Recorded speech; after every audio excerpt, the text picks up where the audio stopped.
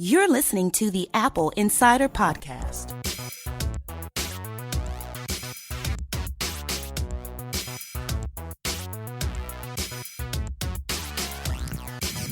Welcome to episode 89 of the Apple Insider Podcast. I'm your host, Victor Marks, and joining me this week for a very special episode is Eran Dilger. Hey, Dan. Hi, welcome to October. No kidding. Well, we're really glad to have you here. And I just want to start off by letting all of our listeners know that even though the weather's cooling down, the deals are heating up, and it's possible to save anywhere from $30 to $100 on 2016 12-inch MacBooks, or get a $50 iTunes gift card for only $42.50. And also Roxio Toast 15 Titanium, which is a software that you can use to create and burn DVDs and CDs, is marked down to $49 for a limited time. So these discounts are available through B&H, an authorized Apple reseller, and they also offer free expedited shipping on Macs, and they don't collect sales tax on orders shipped outside of New York State. So if you wanted to get a 2016 12-inch MacBook, now is the time, and we'll have that link in the show notes. So Dan, a lot's happened in the past week, especially with competing companies that compete with Apple and things like that. One of the things that I'm interested in, and I know I might be alone in this, is voice assistants. You know, I think a lot about Siri. I think a lot about Amazon Alexa. I think about many of these kinds of devices and services. And Google announced one, and the founders that founded Siri before Apple purchased it have another one that just got purchased. Can you tell me a little bit about that? What's going on with that one? Well, Samsung, bought them, and they kind of needed to be bought, because if you look at the opportunity for a technology package like that or an app, remember Siri started out on the App Store, but almost nobody knew of it or heard of it, because really to have a functional voice assistant like that, you have to have it built into your platform. There's a lot of things that the operating system is not going to allow a voice app to do. So it really requires deep integration with a hardware device of some kind. I see that with Amazon's Alexa. They basically paired it into a hardware device. And Google's doing the same thing with their Home. And also they've deeply integrated their own voice assistants into their version of Android. And Microsoft is doing that as well. So for View by itself, it's not really able to compete with existing platforms that are so deeply integrated with their competitor. So if you look at the options for View to sell it to, there aren't very many. I mean, they could try to sell themselves to one of these companies in China, but Samsung is the only real Android rival that has a significant ability to popularize something. Smaller Android licensees can't really deliver very much. And we've seen that when they've tried to create something innovative and distinctive for their own devices. There's just not enough critical mass to make it stick. And Samsung has done that a little bit with TouchWiz and some of their own apps that are trying to replace Google. And so Google and Samsung are kind of wrestling over this thing. So this is like the next step of Samsung taking the position of, hey, we're going to have our own services that are distinct from what Google's offering, and we're going to basically make Samsung Galaxy the brand instead of Android. And we've seen that happening for a couple of years now.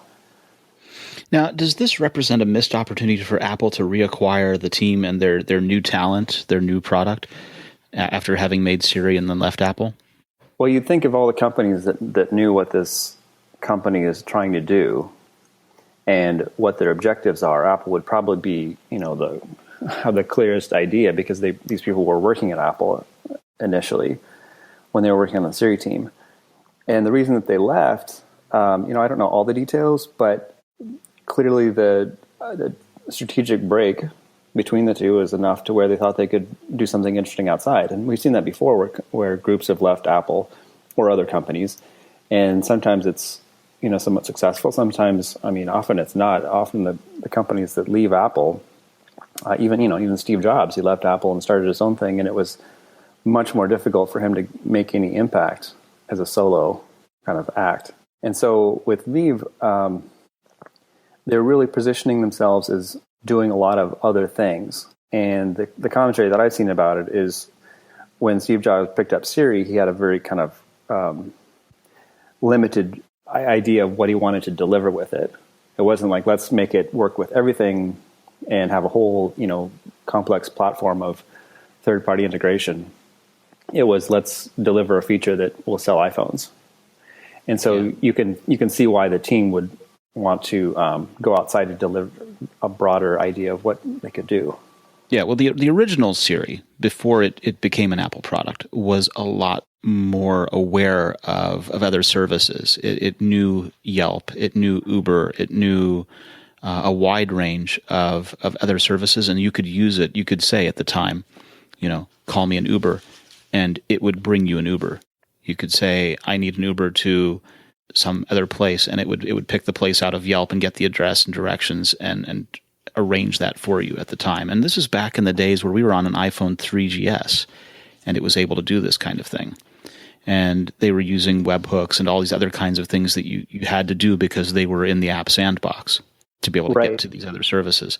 So I think my understanding is that the team left because they saw their baby being crippled, basically.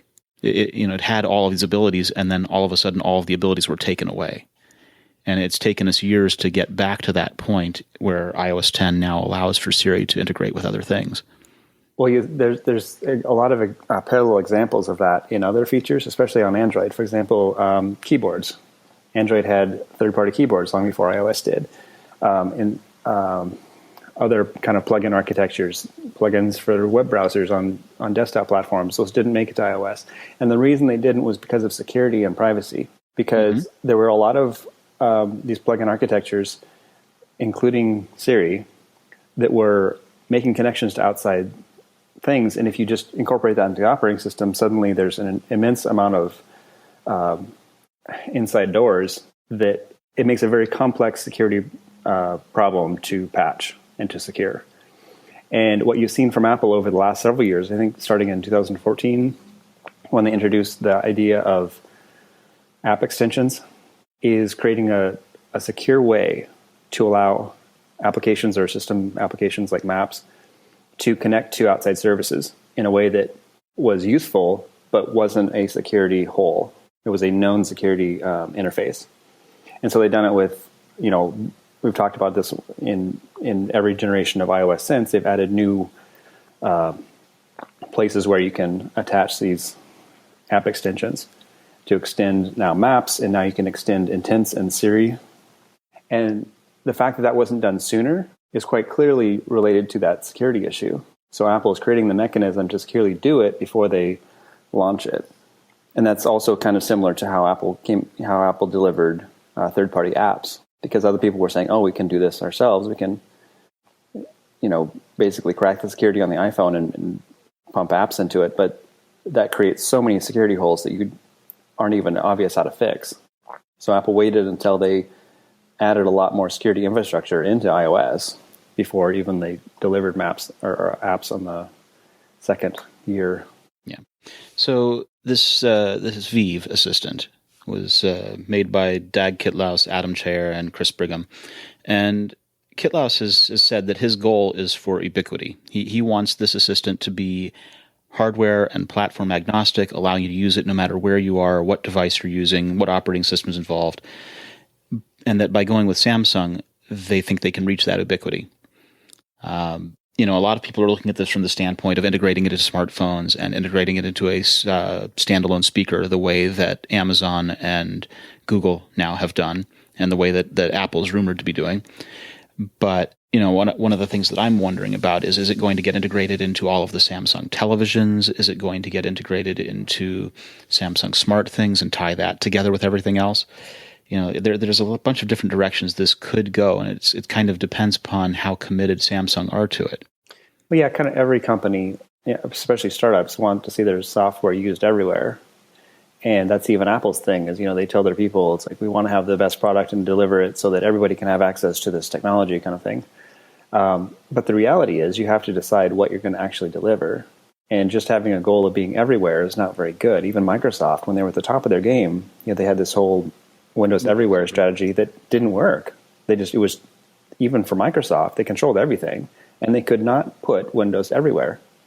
So that tells you something about a small company that's releasing a competitor to voice assistants.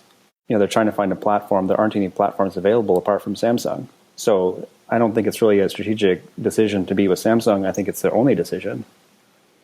Okay. And as far as, Samsung is trying to they have their own Linux-based operating system that they're kind of have been threatening Google to use instead of Android. And they've started putting it on their own smartwatches for a couple of years now. They've launched a couple of phones in kind of smaller releases, but they've shown that it's possible. I mean, it's basically a knockoff of Android.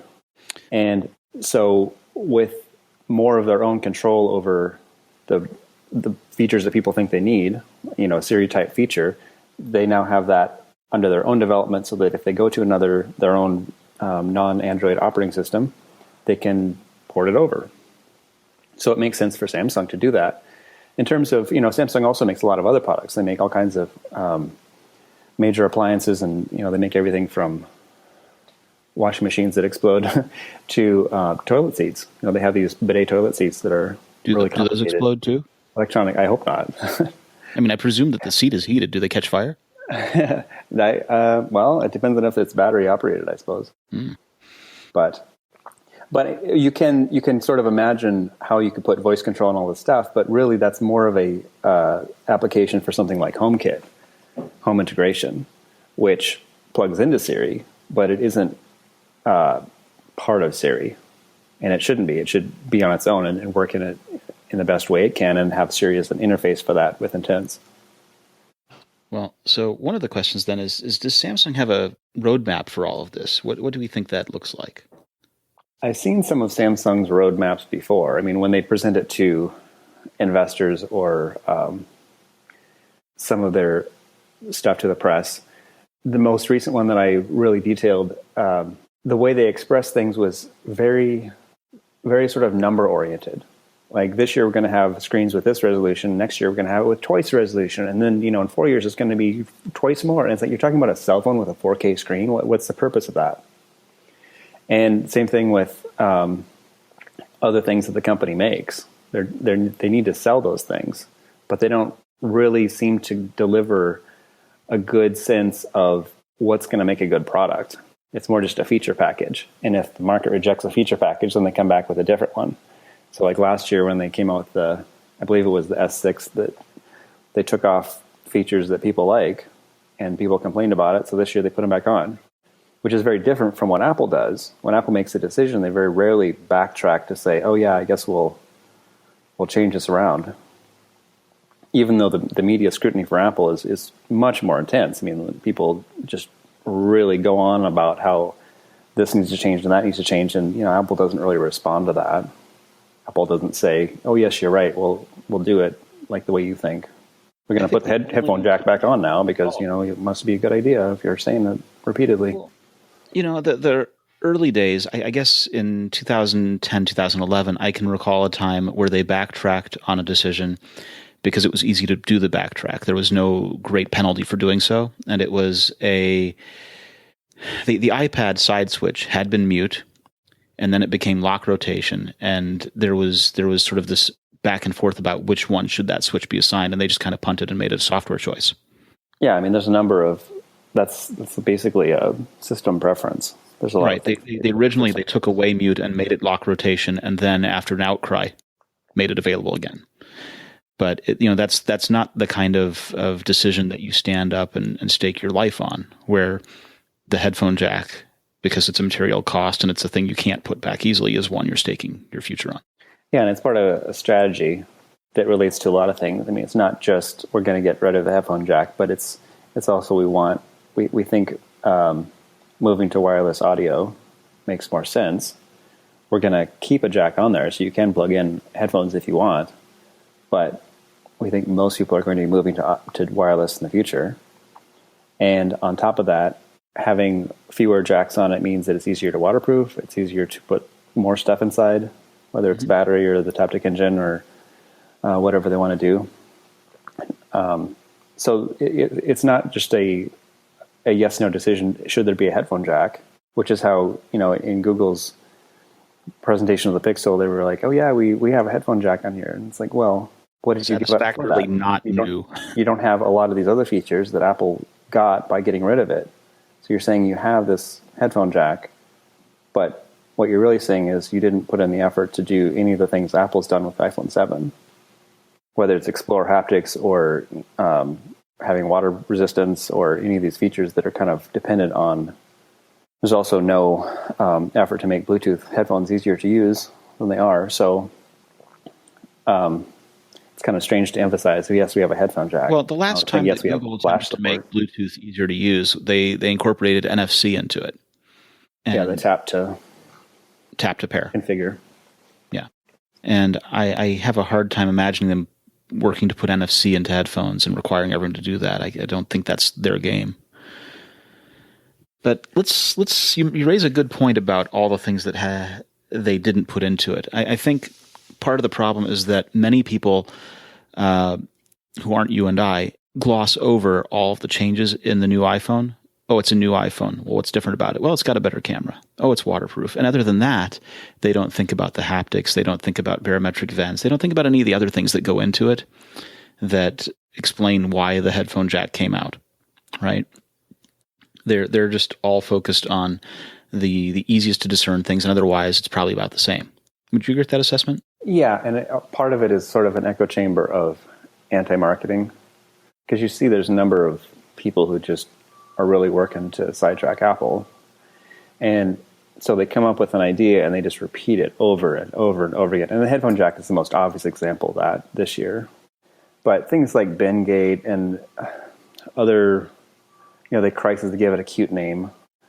And they really just repeat it to the point where people say, oh, here's I've heard of this, terrible crisis, and is it really a thing? Yeah. It's a lot like politics, where if you smear your opponent often enough, even if you're saying stuff that's completely insane, if you keep repeating it, then people start to think, oh yeah, well, there's this controversy where they were called names a lot. They are getting repeatedly referred to as being crooked or whatever. There must be some reason for it. But yeah, that's kind of the incessant kind of lie marketing that we see coming out of a lot of these websites. They just pick up something and make a big deal about it. And, they're talking a lot about the headphone jack, but like you say, they're not talking about why the headphone jack is not there and how it benefits the design moving forward. Because the headphone jack is not going to be there in 50 years. So should it be there in 20 years? Should it be there in 5 years? Should it have been gone like 2 years ago? When is the exact right time for it to leave? Apple seems to have a pretty good idea of, the pros and cons when it's developing something to think, because Apple isn't trying to push people to do things they don't want to do. They're trying to sell the most hardware they can. Nonsense. And they're trying to move on. Yeah, they're trying to move product. So they're not doing things to piss people off. They're doing things to make a better product in the future. Well, talking about making a better product, I mean, I go back, I keep coming back to the camera because, first of all, it's one of the primary uses of my phone. It's also one of the primary occupancies. It's one of the primary storage eaters of my phone, right? If I look at the utilization of my phone, right, the largest amount of storage space is eaten up by photographs, even if I'm optimizing the photo library. And so there's this website called DxOMark, which is put out there by DxO, who also make cameras, and they make an iOS connected camera. And they rank smartphone cameras and also DSLRs and other cameras. And they recently gave a review of the iPhone 7 where they ranked it with a summary score, an aggregate score of 86. And when they're ranking these things, they're comparing things like exposure, contrast, color, autofocus, texture, noise, artifacts, and the flash, and ranking all of those kinds of things to come up with an aggregate score. And so they gave the iPhone 7 an 86. For comparison's sake, the iPhone 6S was an 82, and so was the 6. So the previous generations of things got the 82, the most latest one got an 86, and now the Pixel is at the top of their list with an 89. That would lead you to believe that the Pixel has the very best camera, wouldn't it? Yeah, I mean, that was the marketing line. I mean, I've seen the reviews before. They usually come out a month or so after a phone gets released. But in this case, it was a pre-released phone that Google worked with them. So it kind of gives the appearance of, how convenient that you're launching this phone, and to not have any criticism of its camera, you're telling us right off the bat that it's the best camera ever, and here it's verified by this site, and it has a higher number. I mean, I think giving a flat number to a mobile camera is kind of difficult to do because there's a lot of variance in what makes a good camera. So you could easily make if you want the best possible picture, you could have like what Nokia was selling for a while. They had these Carl Zeiss lenses that were huge. It was basically a point-and-shoot camera stuck on the back of the phone. Obviously, if you have a huge lens and a huge aperture, a huge sensor, you're going to get a better picture than if you have a mobile camera. But that doesn't necessarily make a great phone to have this huge camera lens on the back of it. So it's an engineering decision. So how do you take a number and say that overall this camera phone is the best? What does that even mean? Best at what? Best at making pictures? Best at being a phone? So, just from the start, this idea of having a specific number, a relative number that somebody kind of comes up with as a composite is kind of problematic. But if you look at their website, the pictures that they show from the Pixel and comparing it to other phones, including the Samsung Galaxy, they don't make a case for it being better at taking pictures. In fact, they describe it as, lost details and didn't look as good as the other phones. And yet it's a much higher number. There's an outdoor comparison shot between Pixel and SGS7. Overall, the Pixel did extremely well, I'm quoting, in capturing our natural test images, typically performing as well or better than other flagship models. However, on our greenery test seen below, it didn't perform as well as some of the other flagship phones, as it lost details in the shadows. And then they showed the HDR feature using the HDR Plus, and sometimes the HDR Plus capability failed to trigger. So it's interesting because they're showing all of the flaws in the camera here for all the times that it didn't work well. And they have a couple of shots where it did work great, but then they don't compare where it worked wonderful compared to the other cameras. So it's like we're seeing a bunch of bad images from this camera that they're touting as being the best. Yeah, it's a strange review. And that was noted even people commenting on the article. They're saying, well, you're giving examples of it being worse. Do you have any examples of it being better if you're going to give it this high score? But it did seem a little sketchy that they printed the sort of evidence of it being a better camera. I think what happened, and this happens a lot, is you're trying to write an article and you're trying to put in the pictures that just go with the paragraphs. And I almost wonder, and I'm just speculating here, but I almost wonder if they really did like the camera, they really loved its images, and so they put in the exceptions to what they loved, right? They found all of the bad examples where it didn't quite work and put those in because they were so blown away by it working so well for everything else. So they wrote the article saying, we love this, it's blown away, it's great, and then put in the pictures that show that it didn't work. That would be an easier thing to believe if Pixel delivered a variety of serious enhancements. If it had better lenses, if it had optical image stabilization hardware, if it used like the dual lenses of the iPhone 7 Plus. But what Google really emphasized is that it didn't have a camera bump. In other words, it was a thicker device that didn't have any, large aperture camera lens, didn't use anything novel. Even the flash on it is like the iPhone 6 with, 2-element flash instead of the 4-element flash that Apple is using. When I looked at the iPhone 7, when you were taking pictures with it, I kind of critically looked at all these different features and said, is this really better? Is it better to have 4 than 2? Or is that just like a number? And no, it's like the flash is actually brighter and also more lifelike. Even when you're in total darkness, it illuminates a scene instead of making it look like blown out. And with other features, the telephoto lens is like, is this really a feature that you can get a 2x lens, 2x optical zoom? Because it doesn't sound tremendous. But in the phone, when you're actually taking pictures, it is. It's quite useful that you can get closer to things that you can't get up nearby for taking pictures of animals or details on something on the other side of the fence. So I was able to produce a whole lot of examples of here's why it's better, and here's what's different, and here's how it compares to the last phone, which is pretty good. And when I looked at a variety of other reviews, I heard a lot of people, starting with Consumer Reports, saying that there was nothing different with the camera and that it took pictures about the same as last year. And I have to think, did you actually take any pictures? Did you look at them? Because it's significantly different. And DxOMark last year, they basically said that the 6S was not that much better than the 6, when, it was also a pretty significant jump in what it could do. Yeah, they scored it exactly the same. Yeah.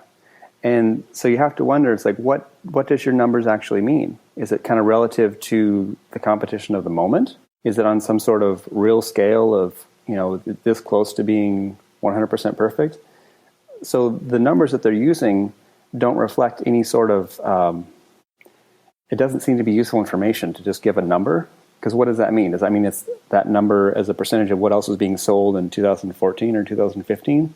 Or is it really against a specific model? And when we look at benchmarks, for example, Geekbench, it's putting a whole bunch of different processors in, giving them the same task and having them run it and giving a result that you can compare. And, there's some ways you can look at that and say, yes, but if the manufacturer makes their device so it's only good at running that benchmark and basically turns off power saving, so it's good at running the benchmark, that doesn't necessarily mean anything, because when you're actually running a phone, you don't want it to be running at full tilt. You want it to be running at full tilt when you want to do something, and then you want it to relax and save the battery when it's just sitting in your pocket. So there's a lot of complexity when you're comparing things in terms of saying, is this a better product than its peers? But I don't see in the DxOMark that it really offers, it really doesn't back up its numbers very well from the report that it gave. And it doesn't really even acknowledge the hardware that's on the phone in these two cases. And how much of the review is based on what the camera can do, and how much of it is based on software features. Because Google has this high definition software, or the HDR Plus, that does, it may be a nice feature, but how much of the photo is processing it? And Google also kind of made central to the launch of the Pixel phones their cloud services and storage of pictures on their server being included. And that's also a feature, but it's like not a camera feature. Well, no, but it's a part of the total package. When you get an iPhone, and they were not ashamed at all about putting up the iOS out of storage dialog in the presentation. But we see this, right? You have 5 gig of iCloud storage, which you rapidly run out of, and you pay for more. And Google happily gives you unlimited storage for your photos and videos for free, right? Yeah, they definitely have to, because they're trying to sell a hardware device for the same price as an iPhone. Yes. So they better throw in some stuff for free. One of the features that I did like that they included, though, is they are using the gyroscope to stabilize. And that's something that I've been doing with iOS for a couple of years now, using an app called Hyperlapse by Instagram, which allows me to take video, and it uses the feedback from the accelerometer and the gyroscope to stabilize the video. It works surprisingly well. And that they built that into their software load this time is a good thing, I think. But if you compare the results, I also like Hyperloop, and I've used it sometimes. If you compare that against the time lapse on the phone, it's much smoother. I mean, you can walk through a crowd holding your phone, and Hyperlapse will give you a smooth. It's almost like a Steadicam. Whereas if you use the iOS 10 camera software to do a time lapse, you have to basically have it fixed or hold it really still. Yeah. Or else you can see that there's a lot of motion. But the difference is, it's kind of like optical zoom versus digital zoom. Oh yeah, it's totally enlarging the image and then cropping the edges off. Losing a lot of quality. If you look at a hyperlapse, it's a really low quality thing. And it's kind of geared towards putting on Facebook, which is going to compress it down to terrible anyway. Well, Instagram, for sure. Yeah. I mean, they both compress a lot of quality out of your videos. But if you're trying to get a clear video, and Hyperloop doesn't really deliver that, because it's using motion to crop your picture in real time, basically. Yeah. What you can also do on something like iMovie, what reduced motion does, is it basically motion crops the middle of your video and blows it up, so it makes it smoother. But optical image stabilization does that with hardware, where it's moving the lens around, so it's focusing the center of action on the full sensor, so you end up with better quality. And it not only works with the gyroscope and motion controls, but it also connects to how fast the shutter is opening. Because if it knows that the camera is not being jostled around, it knows it can open up the shutter larger for longer and get more light and end up with a better picture in the light. And the Pixel doesn't have any of that hardware. And that's not something you can really fake in software. It's doing it all in software pretty much the same way that the Hyperlapse app is doing it. Yeah. And the only nicety there is that they've integrated it directly into the main camera application, which is handy. But but as you say, yeah, you get lower quality out of it doing that. Now let's talk a little bit about next year's iPhones. So we saw, and Mikey wrote this up, that there's a patent on a fingerprint sensor that works through displays. So you can have the fingerprint pretty much anywhere in a display structure. And the patent is entitled Capacitive Fingerprint Sensor, including an electrostatic lens. Now, we've talked a little bit about the iPhone 2017, for lack of a better term, before. Do you think this is something that we're going to see implemented? We don't always see patents get made. Is this one of the ones that's going to deliver? Well, yeah, this is a series of patents that for several years now they've been talking about putting basically other pixels in the display itself. So there was patents referring to having sensor elements. So basically the screen is also a camera. It's seeing you as you're seeing it. With doing the fingerprint, I mean, the fingerprint scanner is basically it's a scanner. It's taking a picture of your finger in real time, real fast. So that's kind of the same idea, is having a part of the screen that you could integrate the Touch ID type sensor on it. And today with the iPhone 7, that's integrated into the solid state device.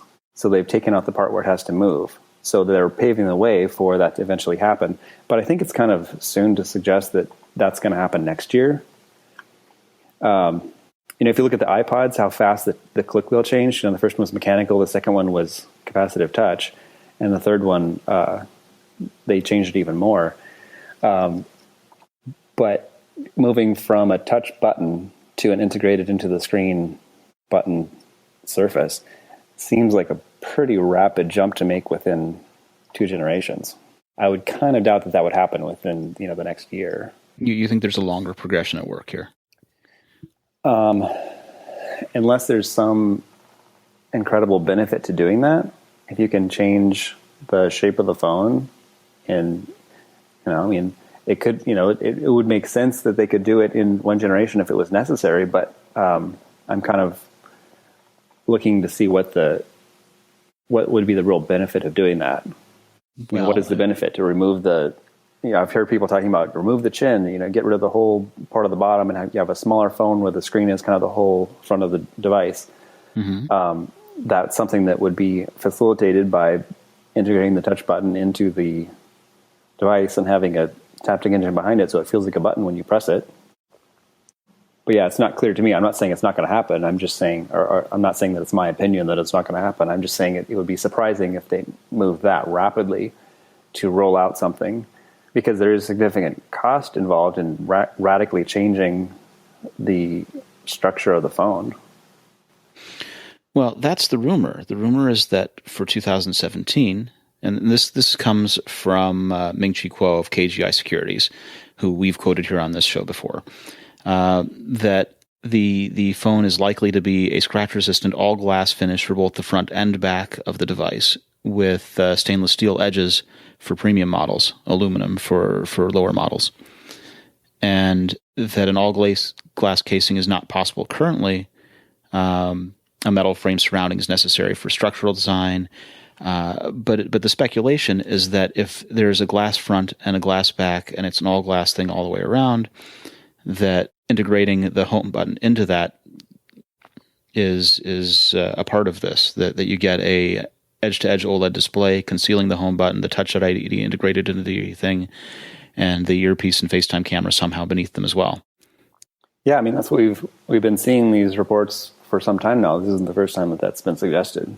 I would think it would be pretty rapid to do it within a year, but, it's possible, I guess. They've done things rapidly before. And if you look back at the progression of phones, I mean, I always like to look at history, but things look kind of slow when you look at them in reverse. iPhone 4 came out, and then the 4S, and it wasn't until the 5 that they made it a little bit taller, and they didn't get to a bigger phone for another, 3 years. Well, I mean, there are, but as you'd say, you would tell me, right? If I asked you about this, you would tell me that even though those things weren't visually a big change, that they seemed like a slow progression, that under the covers there were big changes going on. For example, the 4 was the first of a new design that had the glass back and glass front and the metal antennae around the sides. It was a change from the 3G language. The 4S, we got Siri, right? With and there's tremendous power to support it. There's huge growth changes happening on all kinds of levels with the silicon, with cameras, and with all these different things that are changing. And what I was kind of pointing out is that in the past, for Apple to make changes, they were learning as they're doing it. And once you learn something, then you can stay on top of that, and you can, you're standing on the top of shoulders of giants kind of thing. Remember the iPhone 4? How long it took Apple to come up with a white version of it? They were supposed to come out black and white at almost same time, and then the white ended up being almost in the next year. It was like alongside the Verizon launch the next spring. Pretty much, yeah. Now they come out with new. They have 2 new finishes this year: the black and the shiny black, jet black. So it's a lot fast. I mean, Apple is progressing a lot faster. They're a much bigger company than they were. That was 2010. In 5 years, Apple has become a dramatically larger business company, and they're doing so much research on so many levels at the same time now that they are bigger than HP and Samsung's mobile division in terms of how much they're investing in some of the stuff and how much vertical integration they're doing. There's other companies that are making some of their own chips, but Apple is designing an entire proprietary architectures for not just the application processor, but doing all this work on it on the side. Their own camera stuff. They're building their own security architecture. They're doing a lot of really vertical stuff for a very few number of products. They have 3 versions of iPhone now, 3 different models, and that's kind of it. So check me on this for a second, because I was thinking about this. It feels to me as though they've kind of reached the pinnacle of what they can do with aluminum. We've had these transitions in the past, right? We've had where the original iPod was plastic, was acrylic with paint on the inside surface, which gave it a unique look. And then they came up with curved edges for the iPod 3rd generation. And then they went to eventually all aluminum with the Classic. And then we've had an aluminum iPhone, and we've had plastic iPhones, and then glass iPhones. And now we're back with aluminum iPhones. We're sort of reaching the end of that progression, and that's why it sort of feels like the right time for this glass rumored iPhone to be next. They push the limits as far as they can with material science, and then change materials. Well, I mean, they are working with different materials. If you look at the watch, they're working with stainless steel, and they're working with aluminum, and they're working with. They were doing glass or gold last year, and now they're doing ceramic. And a number of people have kind of suggested, maybe Apple's going to go ceramic next time. Well, ceramic is much heavier than aluminum. The reason they're using aluminum is because it's so light. So to move to an entirely different metal or product, some kind of composite or anything, whether it's glass or plastic, it would have to deliver sort of a variety of things, whether it's the feel or the strength and just changing things arbitrarily. If you look at how much difference car makers put into their cars, it's only every few years that they really change the body a lot. Usually it's sort of a refinement over and over again. Well, the way they do it is they do a facelift model where they refresh the visual characteristics of the outside body panels, but it's largely the same car. And then they do a full refresh, a full model change. Yeah, and the difference between cars and phones is that people replace their phones much more frequently. Yeah, there is more of a pressure to have something fresh and new, and obviously different. When you pull out a phone and it looks different, people are like, "Oh, you got the new one? Oh, you must be fancy." And so Apple has capitalized on that in the last several generations by introducing a new color. It's like, oh, you have the rose gold one. That means that you got a new iPhone 5S. And with the jet black, it's kind of like distinctive. And the new camera with features, and that's distinctive. So Apple is very much aware that the shape and the look of the phone, the way it feels, is going to change. It's going to make it more alluring. As far as whether they can pull it off in a year, that would be surprising to me. But like you're saying, you are building a case for why this is not an intentional pun, but you are you are building the case for why the case might be built differently. Well, and thinking about zirconia, which is the ceramic that we were talking about, there are a lot of good reasons for using it. Aluminum, which is a metal, has a weaker bond than ceramic. Right? Ceramic is a tougher material. It's a stronger material. Metal can be bent without breaking. The zirconia ceramic is stronger, although it can be a little bit more brittle, but there are methods to mitigate that. The other cool thing about it is that as a material, it's hugely efficient at dissipating heat. If you think about NASA and the applications that NASA used for ceramics, they coated the space shuttle in tiles because it was so good at dissipating the heat on reentry. Would it dissipate heat or would it shield heat? Because if you're in reentry, you're shielding the heat from hurting who's inside. I would think ceramic would be an insulator, that it would hold the heat in more. That's why you get a ceramic pot. You put cold stuff in a ceramic pot, it's going to stay colder longer than if you put it in a steel thing that just radiates all the heat away, or radiates the heat inward. It distributes the heat too, though. So it's dissipating it to the edges of the thing. I don't know. I think it's an insulator. Obviously metals are conductive. When you hold an iPhone in your hand, you know where the processor is when it's really hot, because you can feel it's like this is where the heat is coming from, and it's radiating away from that. And so the whole idea of a heat sink is 3,000 degrees Fahrenheit on reentry has to go somewhere. It's not just sitting there. Well, yeah, but if you built the space shuttle or whatever out of metal, all that heat would be going right into it would basically be lighting up the interior. So you really want to insulate it. I don't know in the characteristics of a small device. I mean, is the Apple Watch going to overheat because it's ceramic? Probably not. No, I think it doesn't produce that much heat. I don't. Heat dissipation is sort of important on mobile devices, but I don't think it's something that would be killed by ceramic. I think the biggest downside to ceramic would be the weight of it, because it weighs almost as much as steel. So it would require, they can't just make the same iPhone out of ceramic, because it would just be really heavy. You wouldn't have to, because the characteristics of strength are better. Right. If you could change it so that you have a totally different body composition, then you could create a different design that, like you're saying, uses the advantages of ceramic.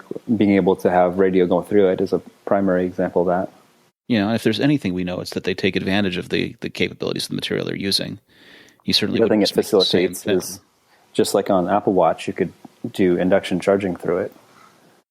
Which right now, if you have an iPhone, there's no place you could stick an induction charger unless you had it able of charging through the screen or something like that. I don't know if that's possible. Or if that would be desirable. I would say probably not. But that goes to just another cool thing that they could do with waterproof is induction charging. So let's talk about MacBooks. We have not seen a MacBook refreshed in a long time. Well, the Retina MacBook, the one that Apple's selling the most of, they did refresh earlier this year. But yeah, across the board, Apple has not updated any of their Macs in a year or more. In some cases, like the Mac Pro, hasn't been touched in a while. I think that's really strange. I really think for a product like that, instead of making it, obviously if you have a MacBook or something, very highly integrated, super mobile device, it's going to be hard to accommodate changing the processor out and upgrading it. But on a desktop computer, it seems like what Apple should have done is develop it so that you could have third-party processors. You could have somebody else putting in a card that you could sell, because Apple doesn't want to upgrade them, clearly. We used to do that. I mean, way back in the old days, I had Power Mac G4s that had third-party processors. Right. I had single 400 megahertz gigabit Ethernet Power Mac that eventually was upgraded to a dual 1.4 gigahertz, which was a huge upgrade. It's single and core to two cores. Apple kind of facilitated that for a while, and then it got to the point where they're realizing we're not going to be able to sell high-end Macs if we allow third parties to service this. But the fact that right now they're not capitalizing any market for selling high-end Macs because they're just not selling the latest processors, and at the same time, Intel is not producing, huge jumps in processor technology anymore. So is first of all, is there a market for high-end Macs? Because if they're not making them, it's not a huge market. If you look at the number of Macs Apple sold, they keep going up. But if you look at any estimate of the breakdown, the majority of the Macs Apple is selling are notebooks. Right. And of course, the majority of the notebooks Apple's selling are the new MacBook. And so Apple is aware of what it's doing, and people look at it like, oh, why haven't updated the Mac Mini in a while? It's like, because no one buys it. Nobody wants that. Well, I do. And the people who do want it, the casual people who do want it are probably going to buy it regardless of whether it gets updated or not, because they're just buying it to have an extra machine. Apple could put a lot of effort into updating all of its Macs, but how much, especially all of its desktop Macs, and particularly the Mac Mini and the Mac Pro, they could put an awful lot of effort into making them, up to the minute fresh every couple months, but it wouldn't make a big difference in how many they sold. True. And so they're putting a lot of their efforts into things that are selling. And, what they're really selling now is iPads and iPhones. Mm-hmm. They didn't put a lot of effort into the iPod Touch either, because, people were going to buy it regardless. Or those people should buy an iPad. Oh, yeah, or an iPhone. Yeah. And I've seen some of the small numbers of people that do need a high-end Mac, just going the Hackintosh route. Yeah, I mean, that's kind of the only option available to people who want the latest and greatest thing. So that's why I really think that, the Mac Pro would make a lot more sense if Apple just wants to sell a, solid design. Why not just build slots on it so that you could build like have an MFI kind of program where you say, here's our authorized resellers for buying the latest GPU and the latest CPU. Mm-hmm. Yeah, that sounds like something that OWC would service. They have those aftermarket SSDs for your upgrade your MacBook Air kind of thing, and certainly fits their kind of model. Yeah, that's kind of a puzzle of why they're not working harder on that. I think there would also be opportunities in the server, but Apple is clearly not interested in servers at all anymore. Having completely bailed out of the Xserve market. Yeah. Which just goes to say it's a very different Apple today than it was 5 years ago. Well, where their money is coming from is completely different. So that has a big difference in the decisions you make. There's a lot of people who talk about Apple just completely divorced from any sense of where the money is coming from. And it's like, well, that's kind of important. It's like asking a car maker, why aren't you making a whole bunch of little tiny cars? And, that's not where their money comes from. Well, and at the time that Apple made the Mac Mini, which I love, it was the proof that they could make a Mac that was sub $500 at a time when they were selling a lot of Macs. And the only product that they had besides Macs was an iPod. And now that's no longer the case with the iPad as a computing platform and the iPhone as a computing platform and things like this. They don't really need to make a sub $500 Mac that's current to get people on board. That's not people's entree into Apple's world anymore. Where at that time, and the number of new people that you're going to pull into computing that are not, the majority of them are not going to respond to a PC, a desktop computer.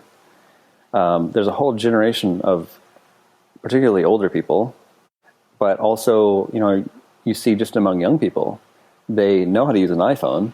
It's pretty easy, but sitting them down in front of a desktop computer and it's kind of overwhelming. And for a lot of us that grew up with desktop computers, it's like, why don't you not get this? Here's the solution. But as you bring technology to a broader and broader market, which is what Apple's doing, you have to make it easier to use. And it doesn't matter if there's an installed base of people that are okay with using something more complicated, but you can't focus on those people because they're going to stick around no matter what. And in many cases, those people are going to benefit from going to a simpler technology. In my case, I use Macs because when I sit in front of an iPod or an iPad, I don't feel like I'm able to do as much. But I spend the majority of my time on my iPhone, which is simpler than an iPad. So where's Apple going to get the most money from me? Well, it's like selling me a really great iPhone. And there's also potential in selling me a Mac, but I'm not going to buy a Mac every year. So it doesn't need to come out with a brand new Mac every year to have me ready to buy one when I'm ready to buy one. So what is your iPhone? Which iPhone do you use, Dan? I have the 7 Plus. I 256 I really like the camera. Cool. That's good to know. And you pretty much use it for everything, right? Yeah, I spend a lot of time on it. Do you I use think a that's why keyboard? my neck is hurting. Do you use a Bluetooth keyboard at all for anything? I have one. I don't use it on the phone. I'm Really? pretty good What at do you banging use it out on then? typing on the phone. So do you type your long articles for AppleInsider on the phone? No, I do it on a Mac. Oh, see. Yeah. Come on. I was hoping. I have begun typing all of my things for AppleInsider on the phone, but I've been using a Bluetooth keyboard to do so, and I've actually been really happy doing it. Like, how much bigger than the phone? Is it like a full-size keyboard that you use, or? Yeah, I'm using a Logitech K480 right now, and it's pretty clacky. It makes a lot of noise, but it's really comfortable to type on. It has a great rest for holding the phone in it. It could also accept a tablet. I just haven't put an iPad in it. And Yeah, I think if I had a keyboard like that, I would probably use my phone more for typing, because especially when you're traveling, carrying a computer is sort of it's weight heavy. 4 pounds of MacBook Pro with another 1.5 pounds of cables and accessories for it to charge it. Yeah. Yeah. Yeah, my last trip, I forgot my cable, and it was like, oh, well, now I just have a paperweight. Well, and the beauty of using it for your phone is that you just ask the hotel desk for a cable, and they've got one for you. Yeah. So I'll have to look into trying that out. It's noisy. It's not an elegant keyboard. It's a little thick, but it's lightweight. So even if it occupies a little space in your bag, it's plenty light for the traveling. And I've been using IA Writer as an application I use to write Markdown in, and saving it to my iCloud Drive, and then pulling it out of iCloud Drive and putting it into Publisher. I am really liking the new Notes. That's all iCloud backed, so you can make a note and access it immediately on your phone. So I can be working on an article, and then I'll be sitting somewhere and I'll think of an idea, and I'll pull up Notes and I can put it right in there. And have you tried the shared note functionality? I haven't used it. Have you shared a note and collaborated on it? No. Okay, I did that with Neil last week, and it worked brilliantly. It's using the new iCloud sharing technology, which is the same way that I guess collaboration is doing the same thing. Collaboration in iWork apps, but Notes and the new Apple Watch activity sharing, they're both doing something novel. It's a new technology that Apple came out with, because before that, when you had an iCloud folder, developers who are integrating iCloud support into their apps had 2 buckets for you, basically. One is for everybody, so they could put information in an iCloud bucket that everyone using their app could access. So, they could have shared resources that anyone can access that are public.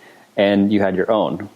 So when I do documents in this app, it gets put into my personal sandbox bucket in iCloud, and only I can access it. And how sharing works is Apple now has a third type of bucket where it's inside your personal sharing, but you are sharing access to it. So it's still on your iCloud, but you're giving access to other people, which is, kind of a simple idea. But what it enables is things like notes sharing, where I can have a note, I share it to you, you can make changes to it, and you're actually changing them on my iCloud. And so I have immediate access to it. And I believe that's the same thing that the collaboration features that are in beta on the new iWork versions of Pages and Keynote and Numbers. I believe that's how it works as well. That's part of this kind of continuing strategy of making things better. Because, when iCloud first came out, there were a lot of complaints about developers saying, hey, this is not working the way I need it to, and it's, a liability. It's not a feature for me right now. And Apple came back and changed how things work. And kind of the latest thing they're responding to are developers saying, we need a way to share content between users. And so that's what they've delivered with iOS 10. So it seems to be working pretty well. Oh, it's working fantastic. And they had some a beta for collaboration years ago. I want to say around 2009, 2010. Yeah. And it stayed in beta, it never went anywhere. But this time around, I think they really have gotten it right. Just the note sharing has been brilliant.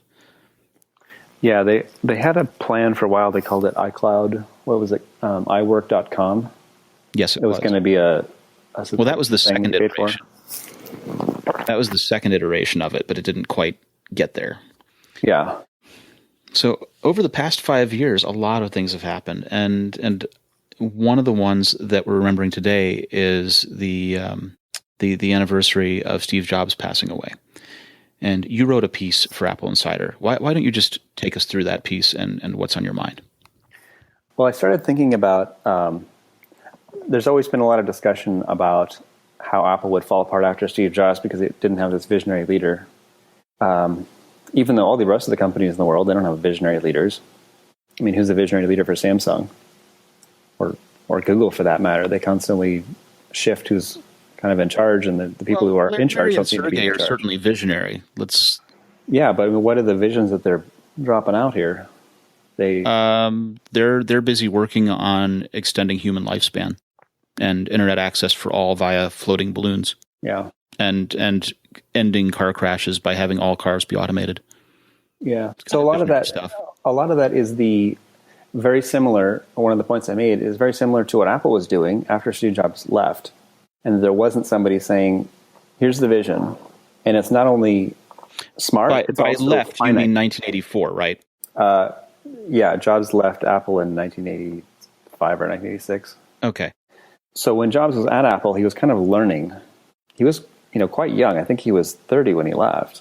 So here's this guy in his 20s that's running a company that has never existed before, selling computers to individual users. And with kind of finite, there wasn't a lot of other big companies doing, or there wasn't a lot of other successful companies doing that. There were a lot of smaller companies like, Atari and Amiga, Commodore. But it wasn't until IBM jumped into the market in the early 80s and put a lot of weight behind a new design with IBM PC. Yeah, it was 1981. So when that came out, Apple was kind of in this contention with IBM about trying to deliver the future. And what they worked on, the Macintosh came out in 1984, but it was actually, they thought it was going to come out earlier. They thought it was going to be delivered in 82 or 83. But when they finally delivered the Macintosh, it was this very forward-thinking idea of how people would work with computers. Whereas what IBM was doing was kind of copying the status quo of, here's a computer you type on and has all the features of other computers on the market, plus it has the name IBM on it. Well, initially they were, what do you do with the, so think back, before the personal computer, there was the IBM Selectric, which was an electric typewriter that could autocorrect. It couldn't autocorrect, but it could correct words and had correction tape built into it. And instead of having a daisy wheel or a huge array of letters, that had a type ball, and you could change typefaces by changing the type ball. So the first thing they did was just computerize that, and you could program it, but there wasn't a whole lot of software applications for it. Then came VisiCalc, right? Dan Bricklin and was it Bricklin? I can't remember. Sorry, but right. But the idea of spreadsheets, which formerly were what they sound like, giant blotters of sheets that you actually had to go through and calculate, and there were whole divisions devoted to creating the spreadsheet and turning that into something that was now one person's desk, one computer kind of thing. And we had Lotus 1-2-3, which was a huge way forward for that. And all of these things that converted what were formerly large people tasks into something that could be done at one person's desk. And IBM still did that largely through either the command line or each program having its own interface that took over the whole computer, single task at a time kind of thing. And the Macintosh showed that you could do it differently, could do it with a visual representation, could do it being able to be switching between tasks eventually. And I think what you're saying about the reason why IBM's approach worked well with the enterprise is because they were used to doing complicated tasks. So you had people who were experts who could figure out how to use a complex machine to do complicated tasks. Whereas the Macintosh was presented to a totally different audience of people who were not used to using complex machinery. I mean, one of the things it was compared to was a Cuisinart. Anybody can use a blender food processor. It's designed to be simple, just like a car. In construction, you have very difficult to maneuver devices, like a Bobcat or a backhoe or something. You have to be an expert. You have to learn how to use it. With a car, you don't really have to be much of an expert. You just have to learn basic rules of the road. It's very easy to drive. And so Apple was very focused on making car-like experiences that were very easy to drive. You could sit down and it would make sense. And that level of kind of minimal competency in technical matters keeps getting better. So when they came out with the iPhone, it was this huge jump. It was actually a lot of the same technology as the Mac, but the key difference was the user interface was simplified to the point where it was just really, really easy to use, to the point where a lot of people made fun of it. The same way that a lot of people made fun of the Mac when it first came out, saying it was a toy and it was like too easy for you to use if you were a smart person. But what both of those things really capitalized on was bringing technology to a broad new audience of people who could not make sense of it and use it.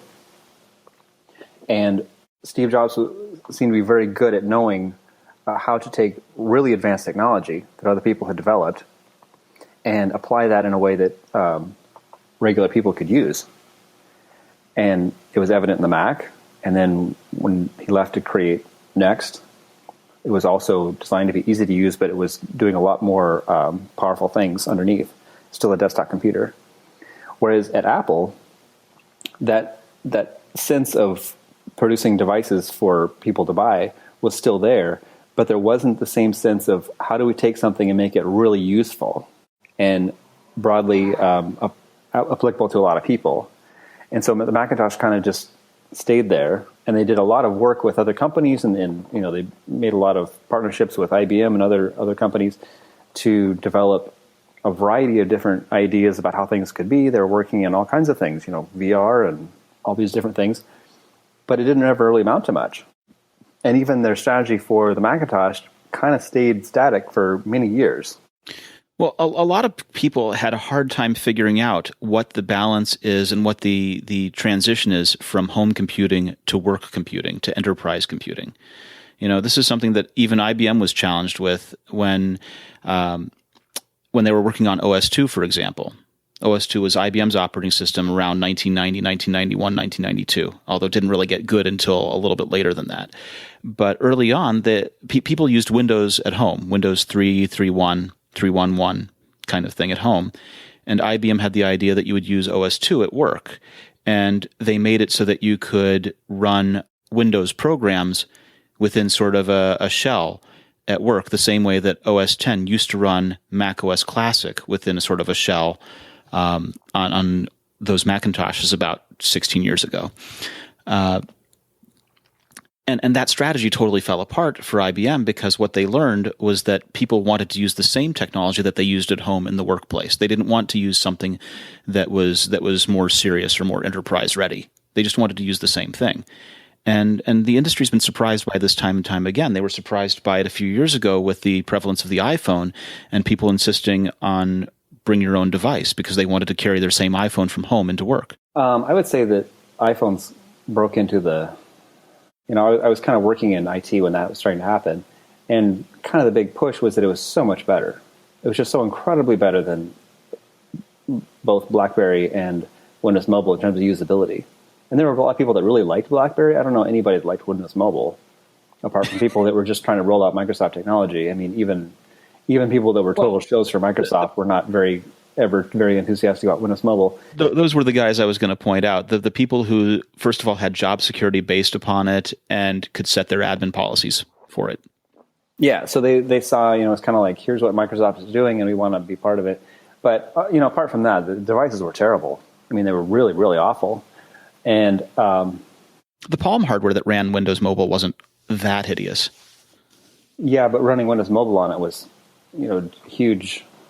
Yeah, you're taking something lovely that runs Palm and putting Windows Mobile on it. So yeah, I mean, I had a Palm phone. It was, they're okay, but if you really felt like you were running into a wall of what was possible on this device, just because after you install like 5 or 6 apps, it starts to not work anymore. You have all these kind of problems between things, and it felt like you're running an old Macintosh from the 80s. It's a pretty good characterization. A big part of it, we think about the devices. What were the big things that Steve Jobs launched? It was the iPhone, the iPod first, and the iPhone, and the iPad. But what really comes out when you think about what Jobs was doing is this continuation of figuring out the technology that was there and how you could apply it and how you could sell it in a way that benefited people and how aware you were of trends about what people are doing.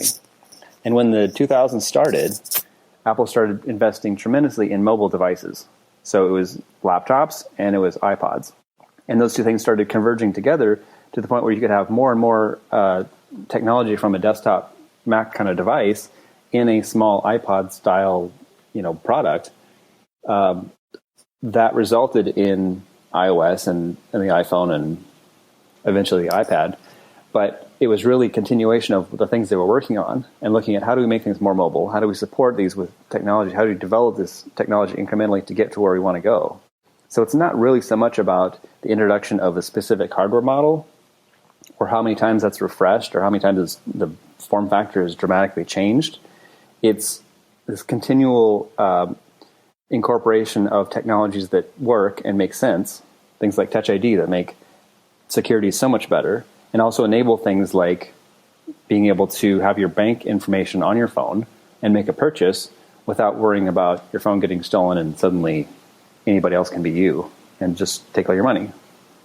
So there's an important direction and trajectory for technology. And Apple is aware of so much of what's going on, and they have the market power to do a lot of things that they're clearly operating along a strategic advancement. Whereas if you look at a lot of Apple's competitors, they're just kind of saying yes to everything. And they're not really accomplishing any things that they're doing. I mean, for the last year or two, we've been hearing so much about VR. Now it's going to change everything. And I've done some VR experiences, and it's kind of a fun thing, but people are not going to wear this all the time. And it makes a pretty big part of the population sick to put it on.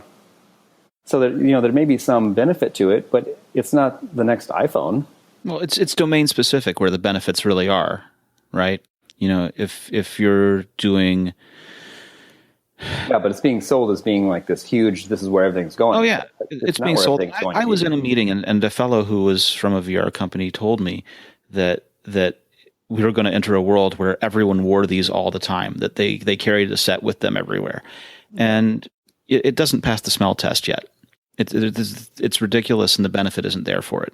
There was a time, sometime in the 80s, when every PC was kind of pictured with a microphone, and it was going to have speech synthesis. Oh, my TI-99 4A had speech synthesis. Yeah, and it was like this huge big thing, and it was going to be, everyone in the future was just going to talk to computers, and they weren't going to type on a keyboard. But that did never happen. Oh, and we're getting there. No, we're getting there. Well, I mean, yes, but they were talking about that 20 years ago. Well, and so 30 sometimes years ago, technology shifts in a way that it can get somewhere, but there's so much technology that had to happen before that. And another example is pin computing. In the early 90s, this whole thing about pin computing, and it's going to be everywhere, and we're going to not have keyboards anymore. It's so much more natural to write with a pen, and you write, and it picks it up. And they delivered really good handwritten recognition technology. And there are companies in the last decade I've seen that there's these pens you can buy that you write on special paper, and it actually does recognition in the pen. You're thinking about like Anoto and some of those ones? I don't know if that's the same product, but most of the pen recognition stuff is actually done by the same guy. He just keeps going from company to company. It's the same guy over and over again. He did it for Logitech, then he did it for some of the other ones after that. Same dude.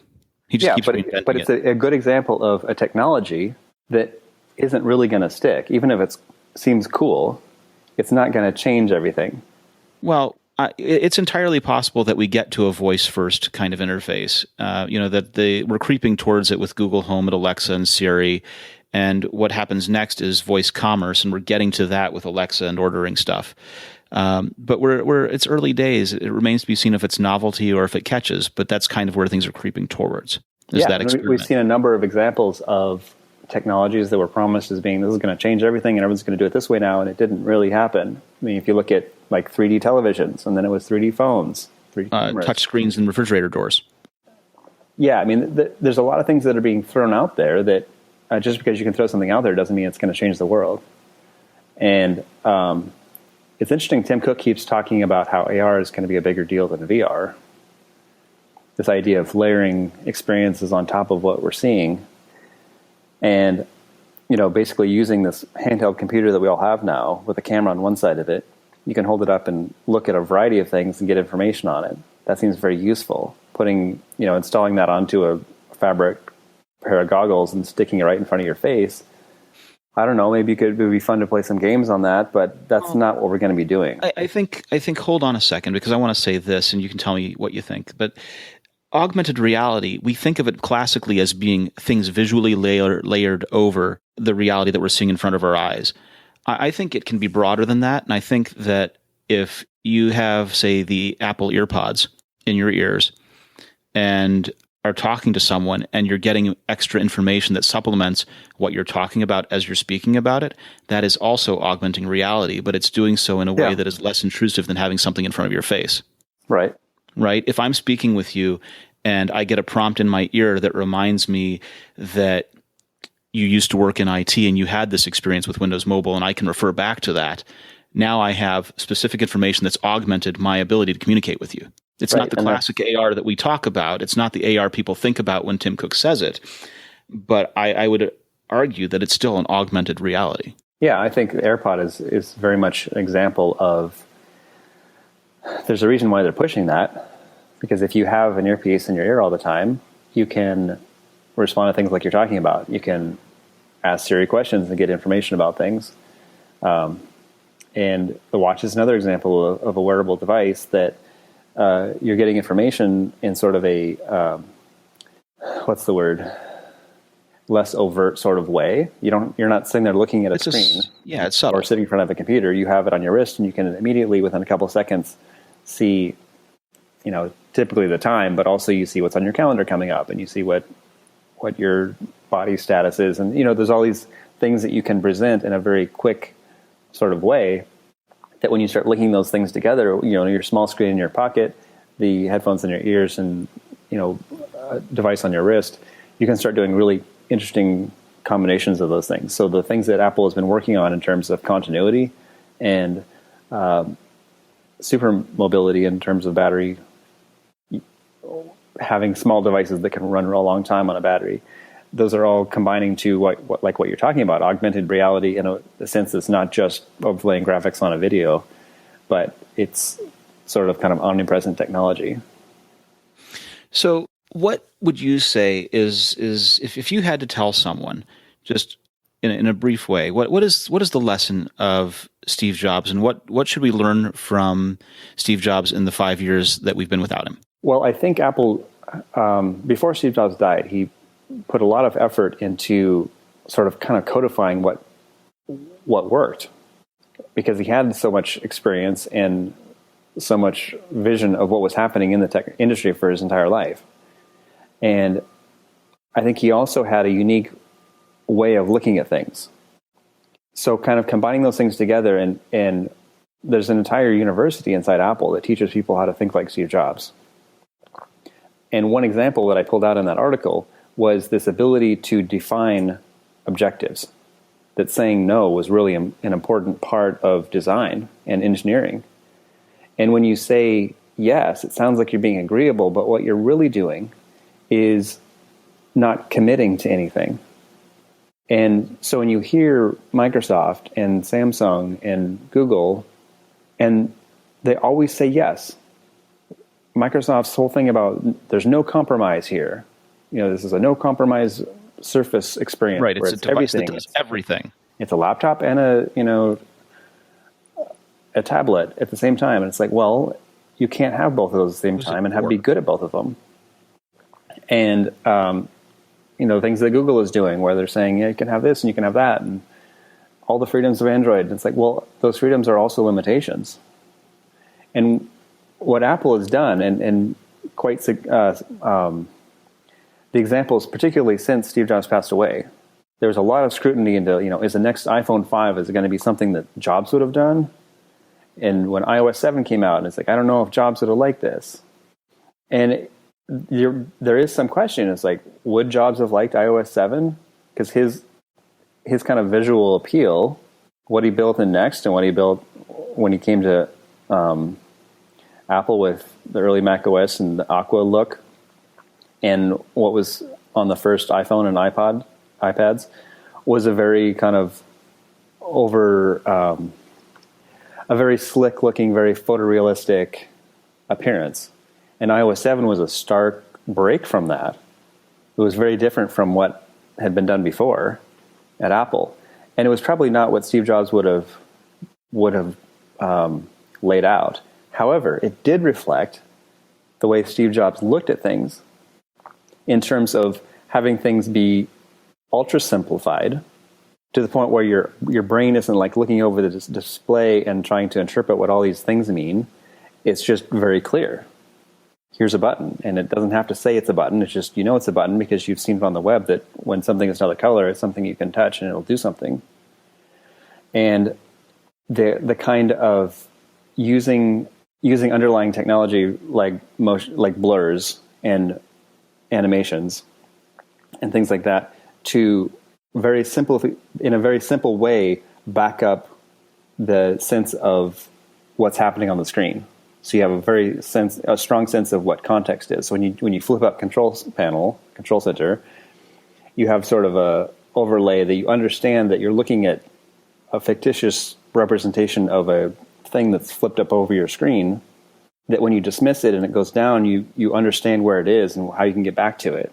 Whereas if you look on other devices, like when you turn a Microsoft tablet sideways, it just sort of like glink, turns on again.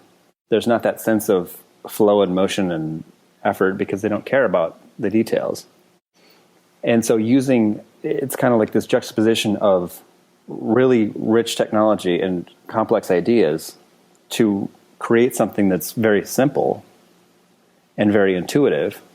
That's very Apple, and it's very much Steve Jobs. But it requires saying no to a lot of things that don't really matter, even if other people think they do. So you can say yes to the things that do matter, that are really creating your objective. And a lot of companies have a hard time saying no to things.